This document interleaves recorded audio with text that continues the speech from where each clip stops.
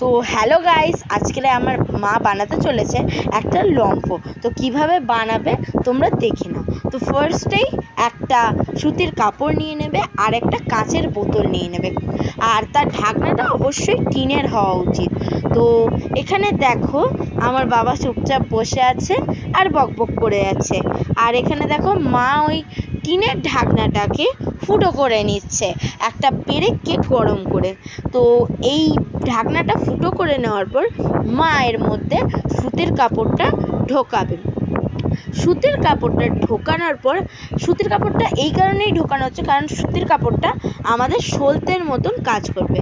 তো মা সুতির কাপড়টাকে প্রথমে একটু পাকিয়ে নিচ্ছে, কারণ ওটাকে একটু সরু করতে হবে, না হলে যেহেতু টিনের ঢাকনাটা সরু তার জন্য ঢুকবে না। তো সরু করে নেওয়ার পর মা ঢুকিয়ে নিল। এবারে মা কাচের বোতলটার মধ্যে তেল দিয়ে দেবে। তোমরা কিন্তু অবশ্যই কেরোসিন তেল বাড়িতে রেখো, কারণ তোমরা কিন্তু কেরোসিন তেলটা রেখো, কারণ কেরোসিন তেল আমাদের কিন্তু লম্ফো বানানোর জন্য লাগবে। তোমরা যদি এতটা ভিডিও দেখে থাকো তাহলে তোমরা কিন্তু লাইক অ্যান্ড সাবস্ক্রাইব করে দিও। আর দেখো বাবা এখানে আবার বক বক শুরু করে দিয়েছে, আর তোমাদের একটা লাইক আমাদের মোটিভেট করে আরও ভালো ভিডিও বানানোর জন্যে। আর যতক্ষণ তোমরা ভিডিওটা দেখছো একটা কমেন্টও করে দিও, যাতে আমরা জানতে পারি যে তোমাদের ভিডিওটা কেমন লাগছে। তো দেখো মা এখানে তেল দিয়ে দিয়েছে, এবারে মা সলতেটা ঢোকাবে। এখনও কিন্তু ঢাকনার মধ্যে মা সলতেটা ঢোকায়নি। এবার মা সলতেটা ঢুকিয়ে দিল। এবার ঢোকানোর পর মা এবার ওইটাকেই মা বোতলের মধ্যে ঢুকিয়ে দিচ্ছে, কারণ এটা আমাদের সলতের মতো কাজ করছে। তো তোমরা দেখতে থাকো মা কিভাবে বানাচ্ছে। তো দেখো মা এখানে বানাচ্ছে। তো আজকের আমাদের বাড়িতে খুবই কারেন্ট যাচ্ছিলো, আর হঠাৎ করে তো দেখো মা আমাকে বলেছে যে এখন দেশলাই আনতে হবে। তো আমি দেশলাই আনার জন্য রান্নাঘরে চলে এসেছি। তো আমি এখন দেশলাইটা নেব। যা, দেশলাইটা পড়ে গেল। এবার আমাকে দেশলাইটা তুলতে হবে। তো দেখো আমি দেশলাই নিয়ে নিয়েছি। এবার আমি মায়ের কাছে যাচ্ছি। মা এবার আমাদের জ্বালিয়ে দেখাবে লম্ফোটা।